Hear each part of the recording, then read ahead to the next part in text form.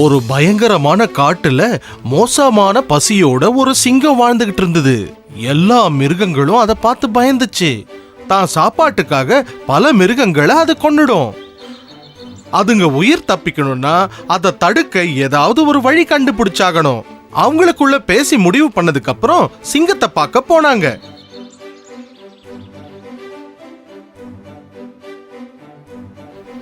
உங்ககிட்ட ஒரு முக்கியமான விஷயம் பேசலாம் தான் இங்க வந்தோம்.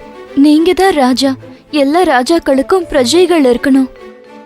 நீங்க எங்க எல்லாரையும் சாப்பிட்டுட்டா அதுக்கப்புறம் யாரை வச்சு நீங்க ஆட்சி பண்ண முடியும்? தினமும் நாங்களே ஒரு மிருகத்தை உங்களுக்கு அனுப்பி வைக்கிறோம் உங்க குகைக்கு. அதனால வேட்டையாடாமலே உங்களுக்கு தினமும் உணவு கிடைக்கும். சிங்கமும் அந்த திட்டத்துக்கு ஒத்துக்குச்சு.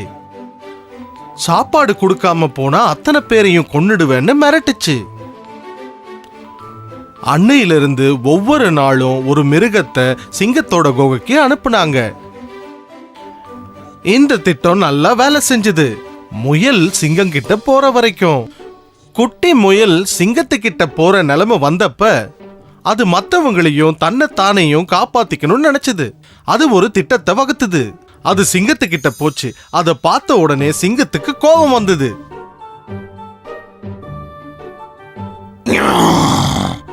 என்னோட சாப்பாட்டு அளவுக்கு நீ ரொம்ப குட்டி.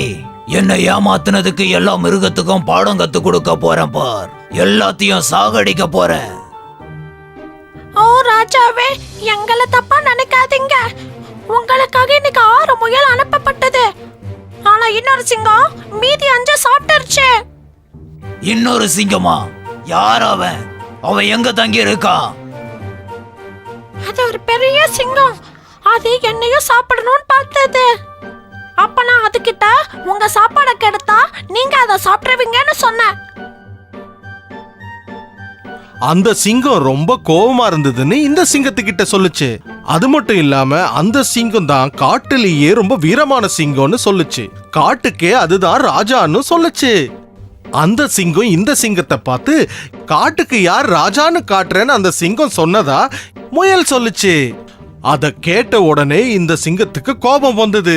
அதோட கர்ஜனை காட்டையே நடுங்க வச்சது. அந்த முட்டாள் கிட்ட அழைச்சிட்டு போ. அவனை சாகடிக்கிற வரைக்கும் எனக்கு நிம்மதியா இருக்காது. ஆமா மன்னா, அந்த சிங்கத்துக்கு யார் உண்மையான அரசர்னு நீங்க காட்டணும்.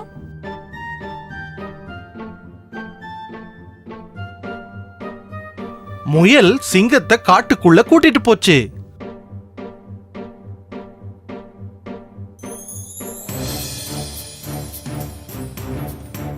அது ஒரு ஆழமான கிணறுக்கு கூட்டிட்டு போய் அந்த கிணத்தை காட்டி இன்னொரு சிங்கம் அங்கதான் இருக்குன்னு சொல்லுச்சு. சிங்கம் கிணத்துல அதோட பிரதிபலிப்பை பார்த்தது. ஆனா அதுதான் இன்னொரு சிங்கம்னு இதுவும் நினைச்சது.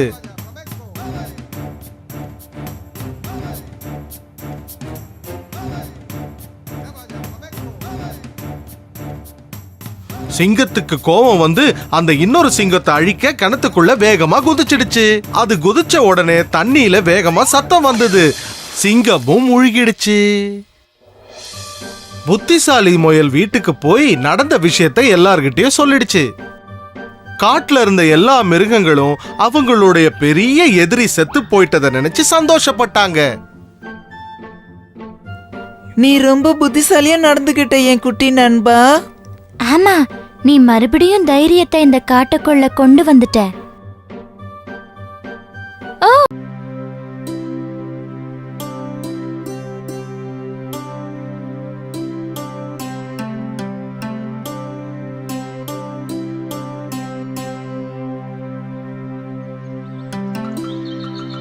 ஒரு காலத்துல மீன்கள் நிறைய இருக்கிற குளத்துக்கிட்ட ஒரு கொக்கு வாழ்ந்துகிட்டு வந்தது. அந்த குளத்துல இருக்கிற மீனுங்களை சாப்பிட்டு அந்த கொக்கு சந்தோஷமா இருந்தது. வருஷங்கள் போக போக கொக்குக்கு வயசாகி பலகீனமாயிடுச்சு. அதோட சாப்பாட்டுக்கு தேவையான மீன்களை பிடிக்க அதுக்கு ரொம்ப கஷ்டமாயிடுச்சு. பட்டினியாலேயே நாம செத்துருவோமோன்னு அதுக்கு பயம் வந்துடுச்சு. அப்ப கொக்கு ஒரு திட்டம் தீட்டுச்சு. அது குளத்துக்கிட்ட சோகமா நின்னுகிட்டு இருந்தது. மீன்கள் பக்கத்துல இருந்தும் அதுங்களை பிடிக்காம அது விட்டுடுச்சு. அந்த குளத்துல இருந்த மீன், தவளை, நண்டு எல்லாமே இத கவனிச்சு கொக்கு சோகமா இருக்குன்னு புரிஞ்சுக்கிட்டாங்க. நீங்க ஏன் இவ்வளவு சோகமா இருக்கீங்க அங்கிள்? ஆமா, நீ ஏன் எப்பவும் போல மீன்களை பிடிக்க மாட்டேங்கிற? நான் ஒரு மோசமான செய்தி கேட்டேன். இங்க உள்ள மக்கள் குளத்துல மண்ணை போட்டு இங்க நிறைய செடி வளர்க்க போறாங்கன்னு கேள்விப்பட்டேன். அப்படி நடந்துட்டா அதுக்கப்புறம் சாப்பிட எனக்கு எந்த மீனுமே கிடைக்காது. நீ தான் என்னுடைய நண்பன். நீ மட்டும்தான் எங்களை காப்பாத்த முடியும். தயவு செய்து எங்களை காப்பாத்து. தயவு செஞ்சு எங்களை வேற குளத்துக்கு கூட்டிட்டு போங்க. எனக்கு ரொம்ப வயசாயிடுச்சு. ஒவ்வொருத்தரையா கொண்டு போய் விட்டுட்டு மறுபடியும் வரணும். ஒருவேளை டயர்ட் ஆயிட்டா நடுவுல ஓய்வெடுக்க வேண்டியது வரும். கொக்கு சொன்னதை கேட்டு உயிர் தப்பிக்கணும்னு அந்த குளத்துல இருக்கிற எல்லாருமே இந்த திட்டத்துக்கு சம்மதிச்சாங்க. கொக்கு தன்னுடைய பயணத்தை தொடங்குச்சு. அது கொஞ்சம் மீன்களை எடுத்துக்கிட்டு இன்னொரு குளத்துக்கு போறதுக்கு பதிலா ஒரு பாறைக்கு கொண்டு போச்சு. மீன்களை சாப்பிட்டு அந்த எலும்புகளை பாறையிலேயே விட்டுடுச்சு. மறுபடியும் பசிக்கிற வரைக்கும் அங்கேயே ஓய்வெடுத்தது. அப்புறம் இன்னும் கொஞ்சம் மீன்களை எடுக்க மறுபடியும் குளத்துக்கு போச்சு. அந்த மீன்களையும் அதே மாதிரி கொக்கு சாப்பிட்டுச்சு. அதுக்கப்புறம் பசிக்கும் போதெல்லாம் அந்த குளத்துக்கிட்ட போச்சு. இப்ப மீன்களோட அந்த குளத்துல மீதி இருந்தது ஒரு பெரிய நண்டு. அந்த நண்டும் கொக்கோட உதவிய நாடுச்சு. அங்கிள் அங்கிள், என் உயிரையும் நீங்க காப்பாத்தணும். ஒரு மாற்றத்துக்கு நம்ம நண்டை சாப்பிட்டு பார்த்தா எப்படி இருக்கும்? நிச்சயமா என்னோட குட்டி நண்பா, வா, நான் உன்னை பெரிய குளத்துக்கு கூட்டிட்டு போறேன்.